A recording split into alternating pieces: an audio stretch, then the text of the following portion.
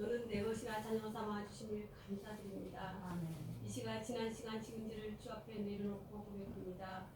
주님께서 흘리신 부혈의 피로 깨끗하게 씻음받게 하시고 다시는 죄 가운데 살지 않도록 지켜주시옵소서. 이것에 꿈의 교회를 세우셨사오니 꿈의 교회를 통해 하나님 나라가 확장되며 구원의 방주 역할을 할 수 있는 비전 있는 교회가 되게 하옵소서.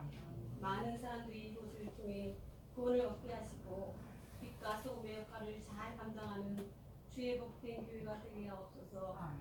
또한 화요일에 한경직 임직식이 있습니다. 주님께서 불러 직분자로 세우셨사오니 직분자들이 그 사명을 잘 감당하게 하며 선을 이루는 데 앞장서게 하시고 그 사명을 잘 감당하여서 자손 제대로 축복 있게 하옵소서. 은혜롭고 축복 속의 임직식이 무사히 끝낼 수 있도록 주님께서 도와주시옵소서. 이 나라의 민족을 사랑하시는 주님, 새로운 이정자를 세우셨사오니 이정자를 통해 주님의 나라가 확장되며 주 안에서 자유와 평안을 누리게 하시고 하루속히 통일도 이루어지는 살아있게 하여 주시옵소서. 이 시간 송교철 목사님 단위에 세우셨사오니 주님의 말씀을 전할 때 말씀의 홍과 영과 불소가 뚫어지고 깨어져서 내 속에 잠자는 영이 깨어나고 회복되는 귀한 말씀이 되게 하옵소서. 아멘. 오늘도 예배를 통하여 성령님의 한량없는 은혜가 넘치는 귀한 예배가 되기를 간절히 바라오며 우리는 지에서 구속하신 예수님 이름으로 간절히 기도하옵나이다. 아멘.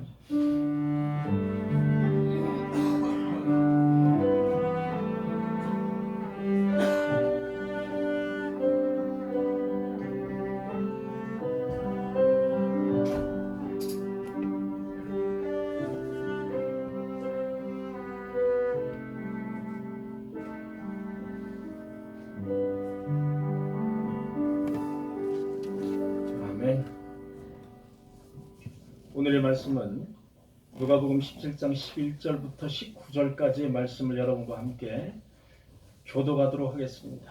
누가복음 17장 11절에서 19절의 말씀입니다. 제가 가진 성경으로는 신약성경 123페이지 되겠습니다.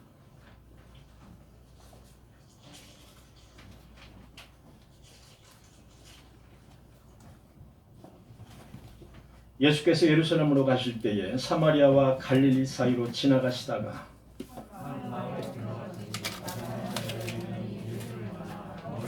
소리를 높여 이르되 예수 선생님이 우리를 불쌍히 여기소서 하거늘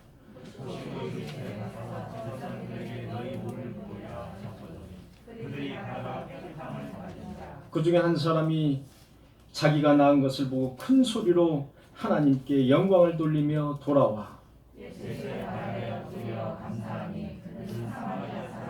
예수께서 대답하여 이르시되 10사람이 다 깨끗함을 받지 아니하였느냐? 그 9은 어디에 있느냐?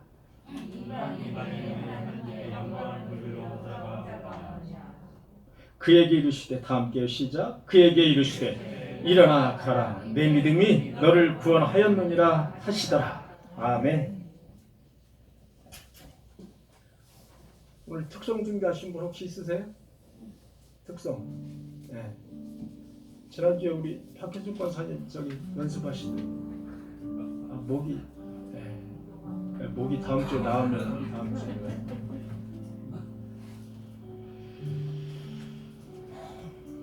우리 이제 다음 주에 우리 예배 설립 예배를 드리고서 처음에 첫 번째 그 임직식이 되겠습니다. 물론 장로 임직은 아니지만 안수 집사 그리고 권사 그리고 명예 안수 집사 이렇게 골고루 임직식이 있습니다. 은혜로운 임직식이 되기를 함께 여러분 마음을 다해서 응원해 주시고 또 기도해 주시고 함께 힘써 주시기를 간절히 부탁을 드립니다. 기도하시겠습니다. 주님 감사합니다. 오늘 또 주님의 말씀을 태어납니다. 주님께서 이 시간 저의 입술을 주장하여 주셔서 하나님께서 먼저 말씀하시고 저는 뒤로 감추어 주시옵소서. 예수님의 이름으로 기도하옵나이다. 아멘. 오늘은 누가복음 17장 11절에서 19절의 말씀입니다. 저희는 지난주부터 감사에 대해서 여러분과 함께 말씀을 나눴습니다. 지난주에는 맥추감사절의 의미가 무엇인가? 맥추감사. 똑같은 감사입니다만은 맥추감사, 첫 열매에 대한 감사의 그 놀라운 능력이 무엇인가? 그거에 대해서 여러분과 함께 말씀을 나누었습니다. 여러분, 성경을 보면 예수님께서 문둥병 환자에게 특별한 관심이 있다는 것을 여러분들은 아실 수 있을 겁니다. 여러분, 구약 신약을 막론하고 이 문둥병 환자, 문둥병이라는 말이 많이 나옵니다. 구약에서도 많이 나옵니다. 당시 문둥병은 뭐 지금은 조금 이렇게 완화할 수 있는 그런 약이 좀 있겠죠. 예. 그런데 당시에는 문둥병은 인간으로서 고칠 수 없는 그런 아주 불치의 병으로 여겨졌습니다. 그 병에 걸리면 일단 사회적으로 격리가 되었습니다. 사회적으로 격리. 그리고 사람들에게 외면을 받았습니다. 그다음에 저주를 받았습니다. 그렇게 무서웠던 병이 바로 문둥병. 여러분, 성경은 하나님을 노하게 한 자들이 이 나병에 걸리는 벌을 받게 하는 것을 종종 볼 수가 있습니다. 여러 군데 나옵니다. 그것이 한두 군데 나오는 것이 아니라 여러 군데에 걸쳐서 이렇게 하나님을 노하게 만드는 자, 하나님의 말씀을 거역하는 자들에게 나병에 걸리게 하는 벌을 그들에게 주시는 그런 장면들. 한번 볼까요? 노세의 누이라는 분이 있죠. 미리암이라는 사람이 있죠. 그 미리암이 모세를 경멸하고 멸시하는 그런 죄를 지었습니다. 그런 죄를 짓자 여호와 하나님께서는 그녀에게 나병에 걸리게 하십니다. 그 다음에 엘리사의 종 게하시라는 사람이 있는데 그 게하시가 뇌물을 받고도 뇌물을 받지 않았다고 거짓말을 하자 여호와 하나님이 게하시에게 나병을 걸리게 하는 그 자리에서 그런 저주를 주십니다. 그 다음에 우시야 왕이 제멋대로 제사장의 직임을 행하죠. 제멋대로. 제사장이 좀 늦게 온다고 내가 제사장 역할을 하겠다는 겁니다. 그래서 제사장 역할을 제멋대로 하는 그런 죄를 범한 죄로 역시 그에게 나병에 걸리게 하는 겁니다. 그 밖에도 여러분, 다윗이 하나님의 하나님을 대적하는 그 사람들에게, 하나님의 말씀을 불순종하고 대적하는 사람들에게 나병에 걸리게 하옵소서라고 기도하는 장면이 나옵니다. 그만큼 나병은 하나님을 노하게 하고 하나님의 말씀에 불순종하게 하는 그런 사람들에게 걸리는 그런 병으로 그렇게 우리가 성경에서 볼 수가 있다 이겁니다. 자, 예수님께서 이제 사마리아와 갈릴리 사이에 있는 어떤 국경지대에 이르렀습니다. 예수께서는 사실 우연히 거기 가신 것이 아니라 문둥병자들을 찾아가셨다고 보는 것이 맞습니다. 왜? 예수님은 당시에 자신이 하나님의 아들이라는 사실을 많은 사람들에게 알리기 위해서는 가장 좋은 방법을 선택하셨어야 했습니다. 그 방법이 무엇이냐? 죽을 병에 걸린 사람을 고치는 겁니다. 또 죽은 사람을 살리는 겁니다. 이런 기적과 이적을 행하시는 것이 많은 사람들에게 내가 하나님의 아들이라는 것을 알릴 수 있는 아주 좋은 방법으로 많이 예수 그리스도께서는 그 방법을 행하셨다는 겁니다. 사회적으로 철저하게 격리된 사람들, 사회적으로 외면당하고 있는 사람들. 여러분 12절에 보니까 10명이 예수를 만나 멀리 서서, 왜? 이 사람들은 격리가 되어 있기 때문에 가까이 올 수 없습니다. 예수님 앞에 가까이 올 수 없습니다. 이들은 집단 격리가 되어 있습니다. 예수가 지나간다는 사실을 미리 알았습니다. 그 당시에 소문이 돌기로는 예수라는 선생님은 죽은 사람도 살리고 그리고 문둥병도 살리고 문둥병도 고칠 뿐만 아니라 안진뱅이도 일으켜 뭐 혈루병 환자도 그 자리에서 그냥 낫게, 이런 소문이 확 도는 겁니다. 자, 그들은 이제 예수님이 지나간다는 사실을 알고 내가 문둥병을 고칠 수 있는 마지막이자 절호의 기회라고 생각했습니다. 그들은 그 멀리서 예수님이 지나갈 때 멀리서 큰 소리로 외치기 시작했습니다. 어떻게 외쳤는지 13절. 예수 선생님이여 우리를 불쌍히 여기소서. 여러분, 예수 선생님이요, 여기까지는 좋습니다. 왜? 예수님이 누군지 잘 몰라요. 이분들은 예수님이 하나님인지, 예수님이 하나님의 독생자 아들인지, 예수님이 누군지 잘 몰라요. 여기까지 이해를 해야 됩니다.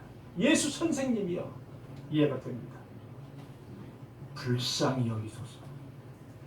나를 고쳐주소서. 나를 문둥병에서 고쳐주소서가 아닙니다.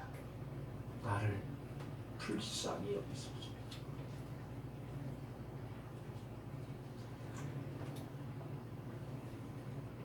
여러분, 그들의 소원은 단 한 가지였습니다. 문둥병에서 회복되는 겁니다. 문둥병에 낫는 겁니다. 나를 고쳐주소서. 이것이 아니라 나를 불쌍히 여겨주소서. 어쩌면 나를 고쳐주소서보다 나를 불쌍히 여겨주소서가 훨씬 더 깊이 있는 그런 외침이 아닐까. 저는 이 말씀을 읽으면서 그렇게 깨달았습니다. 나의 병을 고쳐주소서. 나에게 이러이러한 것을 축복하소서. 이것보다는 나를 불쌍히 여겨주소서. 내가 처해 있는 이 환경을 불쌍히 여겨주소서. 이 한마디로 모든 것이 끝나는 겁니다. 주절주절 필요 없다 이겁니다. 그들은 모두 문둥병에, 육적으로 문둥병에 걸려있는 그런 사람들입니다. 나를 불쌍히 여겨주소서. 그 한마디로, 예수 그리스도에게 동정을 구하는 그 한마디로 충분했습니다. 여러분, 우리 인생은 모두 영적으로 불쌍한 문둥병 환자들입니다. 여러분, 인정하십니까? 인정 안 하십니까? 어쩔 수 없습니다. 우리는 영적으로 모두 손발이 썩어 문드러지고, 그리고 손톱과 발톱이 쑥쑥 빠지는, 거기에서 피구름이 줄줄 흐르는 그런 영적으로 뱅생하는 그런 문둥병 환자들. 우리는 모두 어쩌면 12의 혈루병을 앓고 있는 그런 혈루병 여인과도 같은 그런 영적 아주 불결한 그런 영혼의 인생들입니다. 인정하시죠? 네, 그렇습니다. 우리는 모두 다 그런 인생들입니다. 14절에 보니까 가서 제사장들에게 너희 몸을 보이라. 예수님은 그래 참 불쌍하다. 내가 너를 고쳐주겠다.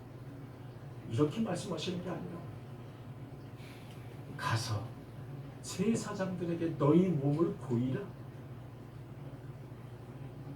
이렇게 우회적으로 말씀하는 예수님의 그 고침의 방법은 예수님만의 독특한 방법을 가지고 계십니다.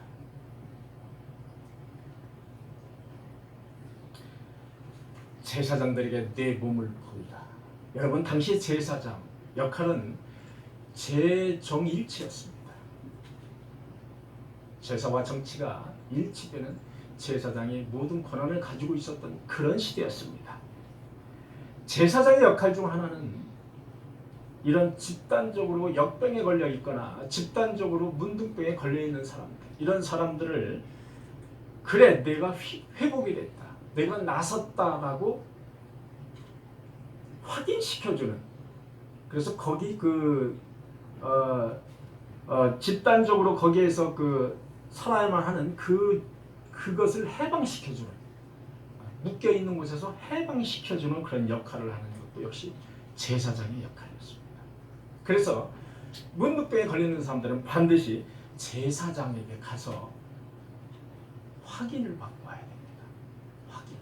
그래야 그 사람이 회복이 되고 면할 수가 있습니다. 사회 활동도 할 수 있다. 이겁니다. 그런데 여러분, 우리가 유념을 해야 될 것이 있습니다. 우리가 하나님의 자비를 힘입기 위해서는 그분의 길과 그분의 방식을 따라야 한다는 겁니다.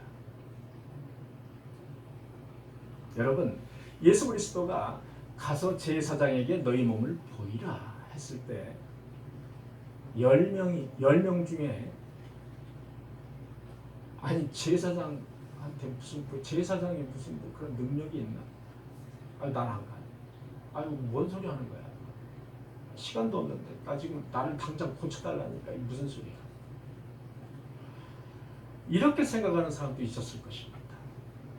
불만을 가지고서 제사장에게 간 사람도 틀림없이 있었을 것입니다. 왜? 고치는 것과 제사장에게 가는 것은 이 별개의 문제거든요. 제사장에게 가는 것은 고침을 받은 후에 확인하러 가는 겁니다. 그런데 제사장에게 너희 몸을 보이라는 겁니다. 아니 뭔 소리입니까? 별개의 문제. 그러나 예수님의 치료의 방식은 그 예수 그리스도만의 독특한 그런 방식이 있었습니다. 그것이 무엇이냐? 그 사람이 내가 그렇게 명령을 했을 때 순종을 하는지 안 하는지, 고침을 받는 것이 중요한 것이 아니라 나의 말에 순종을 하는지, 순종 여부가 바로 예수님의 방식입니다.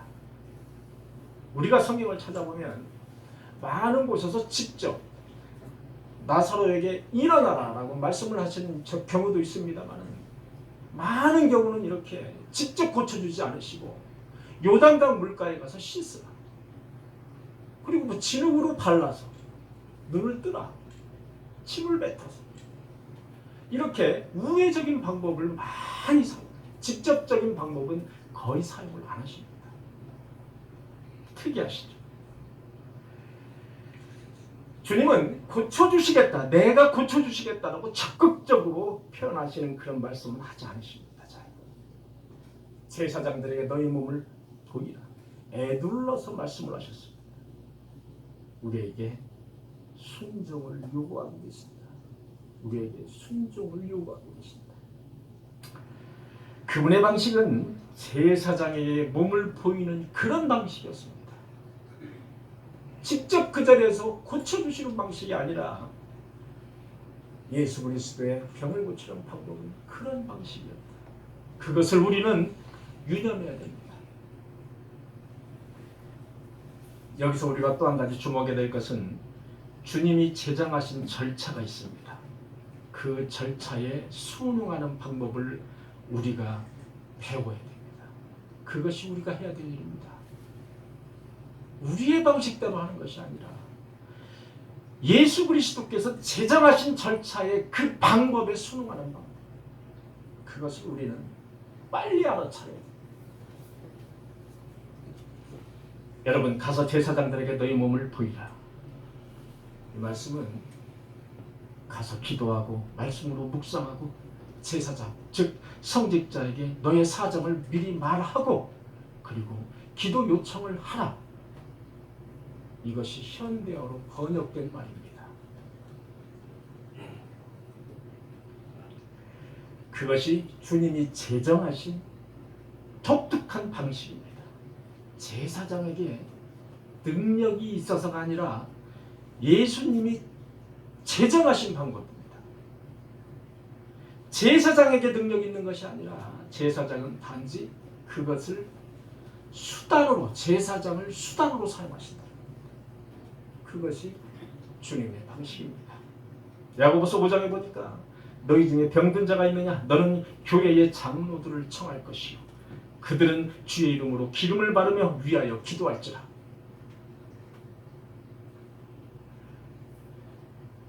너희들은 병든 자가 있느냐? 저는 교회의 장로들을 청할 것이요. 교회 장로는 두 가지가 있습니다. 말씀을 가르치고 치리하는 목사라는 장로가 있고 치리를 하는 장로가 있습니다. 이렇게 두 가지의 장로가 존재하는 게 교회입니다. 목사는 교회의 대표가 목사입니다. 장로는 교인의 대표가 장로입니다. 여러분들 교인들에게 무슨 일이 있는지 교인의 영적 상태를 점검하고 교인에게 무슨 일이 있으면 즉각 또 목사와 상의해서 그것을 치유하는 그런 일을 역할을 하는 것이 장로의 역할입니다. 왜? 교인의 대표니까.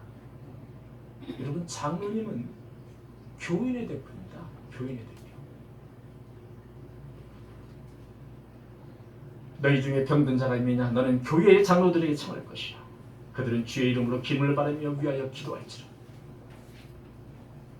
몸이 아프고 힘들 때, 문제가 해결되지 않을 때 먼저 내가 해야 될 일은 하나님의 방식대로 그 일을 처리하는 거거든요. 세상의 방식대로 처리하는 것이 아니라 먼저 하나님의 방식대로 일을 처리하는 그런 성도가 되어야 된다는 겁니다.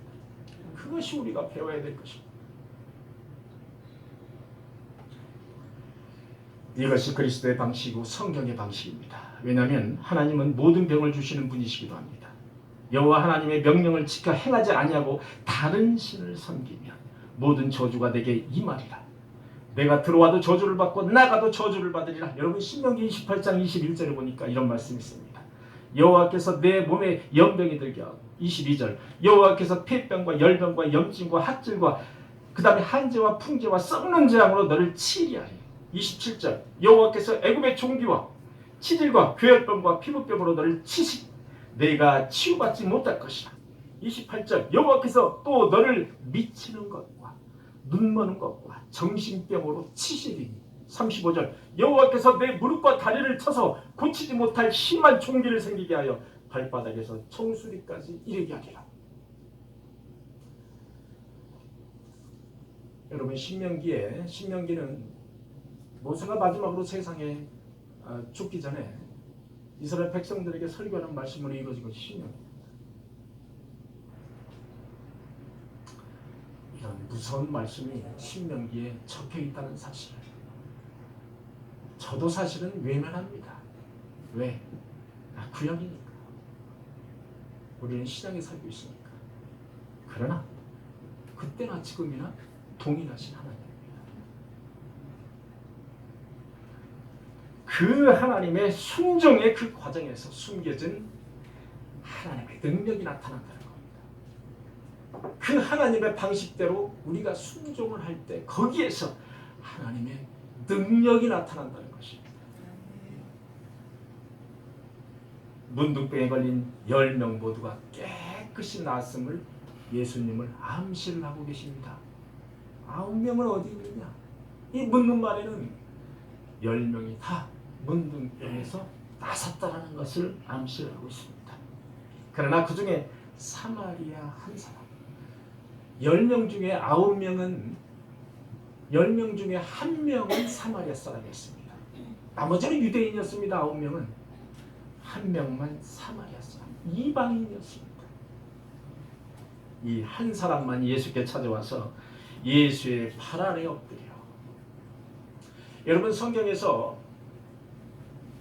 인간의 가장 겸손하고 낮은 그런 모습을 상징하는 단어가 있습니다. 그것이 뭐냐? 예수님의 발 아래 엎드리라는 그런 단어입니다. 예수님의 발 아래 엎드려. 큰 소리로 하나님께 영광을 돌렸습니다. 자기가 할 수 있는 가장 겸손하고 가장 존경하는 경외하는 그런 자세로 하나님께 감사의 말씀을 올렸습니다. 감사의 자세는 바로 겸손과 하나님을 경외하는 마음, 그 마음으로 감사를 올릴 때 하나님이 받으신다는 거예요. 감사의 자세는 다시 한번 말씀드립니다만 하나님의 발 아래 엎드리는 그런 자세로 감사를 해야 됩니다. 그리고 감사의 자세는 하나님을 경외하고 존경하는 자세로 감사를 해야 됩니다. 여러분 헌금하실 때 여기 오셔가지고 주머니에 손을 팍 넣어가지고 내가 얼마 있지? 찾아서 그 자리에서 쏙쏙쏙쏙 세서 또 일부 집어넣고 또 일부만 또 쏙 넣어가지고 여시오 여기시오 이렇게 하시는 분은 저희 꿈의 교회에서 제가 한 번도 못 봤습니다. 그것은 하나님을 경외하거나 발 아래 엎드리는 모습이 아닙니다. 감사의 모습은 하나님의 발 아래 엎드리는 그런 자세를 취합니다. 감사를 받으신다. 우리는 감사를 드릴 일이 있으면 빨리 그 정이 식기 전에 감사를 드려야 됩니다. 왜냐? 우리 인간은 간교하기 이를 데가 없는 인간들입니다. 며칠만 지나면 그것이 감사가 아니고 당연함으로 바뀐다는 사실 여러분들 혹시 느끼시죠? 느끼셨죠? 많이 느끼셨을 겁니다. 이 세상을 사시면서 감사해요. 어떤 일에 감사하는데 당장 감사해야지 하고 가서 감사하지 않으면 하루 지나고 이틀 지나 뭐 조금 있다가 일주일 지나 열흘 지나 한 달 지나서 여러분 감사하려고 하면 그때의 감사의 정과 지금의 감사의 정이 약 한 100분의 1로 줄어 있습니다. 왜? 그거 생각해 보니까 내가 잘해서야. 그분이 잘해서가 아니야. 지금 보니까. 내가 잘하고 성실해서지. 그게 아니야. 그냥 쑥 내려오는 겁니다. 감사의 마음이 확 내려오는 거예요. 인간은 이렇게 간사하고 간교한 동물입니다. 그래서 하나님께 감사가 드릴 일이 있으면 즉각 하나님에게 감사를 드리는 것이 그것이 성경적이고 그것이 맞는 것이다. 그 정이 식어버리기 전에 감사를 드리는 저와 여러분들이 되시기를 간절히 축원합니다. 10사람이 다 깨끗함을 받지 아니하였느냐? 9은 어디 있느냐? 9은 어디 있느냐? 감사받기를 원하시는 하나님. 여러분 인간에게 감사를 받지 않으면 도저히 견딜 수 없는 하나님이신가요? 아닙니다. 하나님은 인간을 창조하시고 인간이 없으면 하나님이 존재를 안 하시나요? 아닙니다. 그러나 9은 어디에 있느냐? 내가 그 9도 다 고쳐주었는데 그 9은 왜 감사가 없느냐? 이렇게 꾸짖고 계신다는 것입니다. 9은 어디 있을까요? 9명은 무슨 생각을 지금 하고 있을까요? 여러분 9명 중에 혹시 저와 여러분들이 끼어 있지는 않을까요? 여러분 저와 여러분들 중에 이렇게 많은 감사할 일이 있는데 감사하지 않는 그 9명, 찾아오지 않는 그 9명 중에 저와 여러분들이 끼어 있지 않습니까? 내가 교회에 나와서 하나님을 알게 됐고 여러분 당연한 일입니까? 내가 이렇게 교회에 나와서 하나님의 말씀을 듣고 하나님께 영광을 돌리는 것 당연한 일입니까? 하나님의 은혜가 없으면 도저히 상상할 수도 없습니다. 많은 사람들이 이 시간에도 잠을 자고 있습니다. 많은 사람들이 이 시간에도 새벽같이 운동하러 등산하러 가고 있습니다. 그런데 저와 여러분들은 예배를 준비하기 위해서 이 1시간 예배를 준비하기 위해서 어제 저녁부터 오늘 일찍 가야 돼. 교회에 참석해야 돼. 이 정신적으로 무장을 하는 거예요. 그 시간과 열정으로 따지면 1시간에 비할 바가 없습니다. 이것이 아주 당연한 일입니까? 지극히 당연한 일이에요? 아닙니다. 하나님의 은혜가 없으면 할 수 없는 일입니다.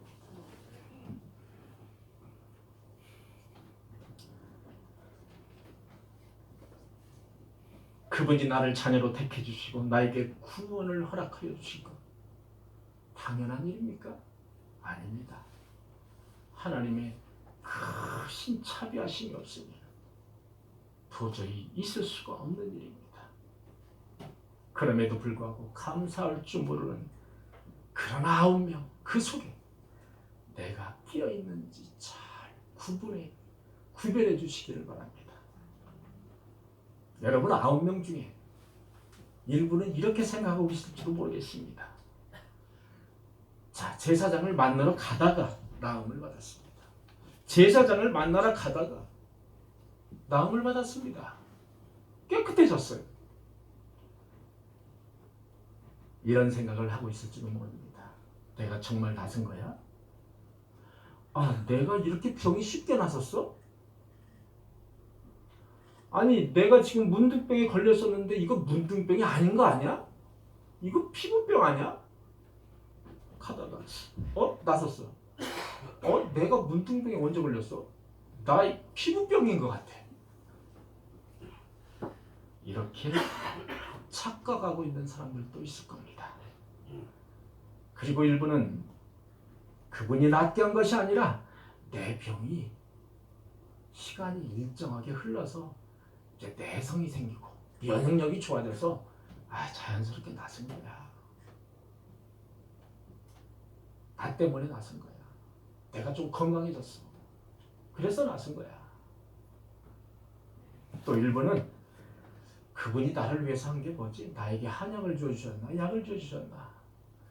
그분이 한 일이라는 것은 제사장에게 가보라고 말씀하신 것밖에 없는데 그분이 한 것이 뭐지? 나를 위해서 수고한 게 하나도 없잖아. 이거 나선 것은 우연의 일치야. 그분 때문이 아니야. 우연의 일치지. 또 어떤 분은 내가 집에 가서 일단 깨끗하게 몸을 샤워를 하고 씻고 나중에 시간이 좀 날 때 그리고 내가 좀 더 좀 이렇게 머리도 빗고 양복도 입고 깨끗한 모습으로 찾아뵈야지. 지금은 아니야. 그리고 이런 분도 있을 겁니다. 너무나도 기쁜 거예요. 가다 보니까 나섰어요. 너무나도 기쁜 거예요. 이거 뭐예요? 제일 먼저 반가워하고 고마워할 사람이 누구죠? 가족들입니다. 가족들에게 달려간다. 그럴 수 있죠? 그럴 수 있습니다.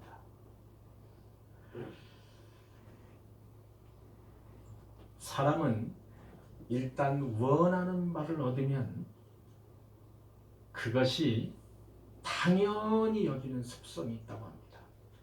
원하는 바가 이루어지면 당연하다.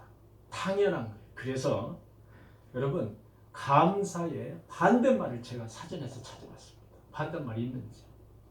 반대말은 딱히 없고요. 감사의 반대말은 당연함이었습니다. 여러분 감사의 반대말은 불평, 불만일 것 같죠? 아닙니다. 감사의 반대말은 당연함이었습니다. 사람은 일단 원하는 바를 얻으면 당연하다고 생각한다는 겁니다. 심지어 내가 잘해서 이렇게 됐다라고 교만에 빠진다는 겁니다. 인간은 그런 존재라는 거예요. 금방 과거를 잊어버린다는 겁니다. 내가 문둥병에 걸렸다는 그 금방 과거의 사실을 금세 잊어버린다. 이렇게 인간은 되게 교만하고 상당히 아주 이기적인 그런 존재라는 거예요. 나의 나된 것이 지금 나의 나된 것이 당연한 것이라는 교만에 빠져있는 그런 나를 오늘 발견하시기 바랍니다. 저에게 하는 말입니다.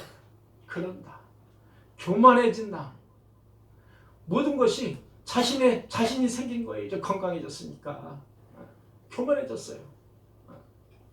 금세 하나님이라는 존재는 이제 잊어버린 거예요. 내가 다 할 수 있는 거예요. 교만해진 나. 그것이 바로 인간입니다. 내가 숨을 쉬고 있는 것, 주일에 교회를 이렇게 나올 수 있는 것, 이것이 당연하게 여기서는 안 된다. 하나님의 큰 은혜이다. 당연함이 아니다. 여러분 당연함이 드러날수록 감사와 사랑과 만족은 줄어든다고 합니다. 그리고 지루해진다고 합니다. 모든 것이 당연한 거예요. 여러분, 돈 많은 사람들이 돈으로 모든 것을 해결하잖아요. 얼마나 지루한 인생을 사는지 모릅니다. 그래서 돈 많은 사람들이 일반적으로 즐거움을 누리지 못합니다. 왜? 그 사람들은 강도가 더 세야 됩니다. 그래서 즐거움이 필요한 것이 아니라 그 사람들에게는 쾌락이 필요한 거예요. 쾌락. 여러분, 돈 많은 사람들은 우리가 즐기는 그런 평상의 즐거움을 누리지 잘 않습니다. 여러분들 그들의 치마를 들춰보면 그들에게는 쾌락이라는 우리가 쫓지 못하는, 인간이 그렇게 상상할 수 없는 그런 것들을 쫓아 살고 있습니다.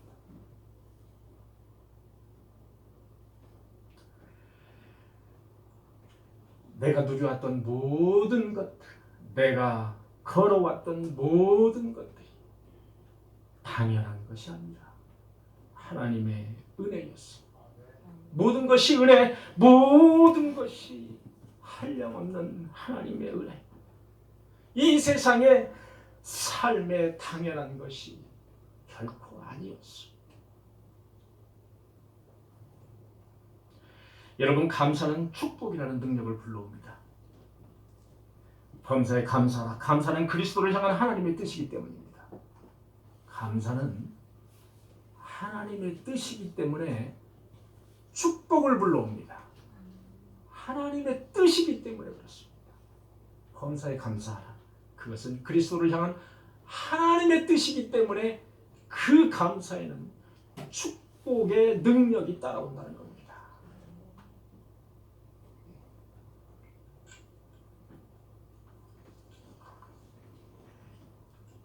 여러분, 9명의 문둥병에 걸렸던 그 환자들이 몸이 나섰다고 해서 인생의 모든 문제들이 해결이 됐다고 생각하십니까? 인생의 모든 문제들이 해결되지 않았습니다. 그들은 건강하게 살다가 그렇게 죽었을 것입니다. 그러나 그들의 영혼은 어떻게 됐을까요? 성경을 보면 그들의 영혼까지도 예수 그리스도가 구원해 줬다라는 언급은 없습니다. 주님은 감사하는 그 사마리아 사람에게 이렇게 말씀하십니다. 내 믿음이 너를 구원하였느니라. 내 믿음이 너를 구원하였느니라. 여러분, 감사는 영혼까지 구원에 이르게 하는 놀라운 능력이 있다는 사실을 아셔야 됩니다. 감사는 축복의 능력도 있지만 그 사람의 영혼까지 구원하는 놀라운 능력이 있다는 사실입니다. 이것이 감사입니다. 왜? 그리스도를 향한 하나님의 뜻이기 때문에 그렇습니다. 감사는. 사랑하는 성도 여러분, 매사에 겸손과 감사로 하나님을 경외하시기를 바랍니다. 감사는 은혜를 풍성하게 하시고, 감사는 우리의 삶을 넉넉하게 채우시며 선한 일을 도모하십니다. 그리고 우리를 구원의 길로 인도하십니다. 감사의 능력이 헐헐 넘치시는 저와 여러분들이 되시기를 이 시간 간절히 축원합니다. 우리에게 향하신 여호와의 인자하심,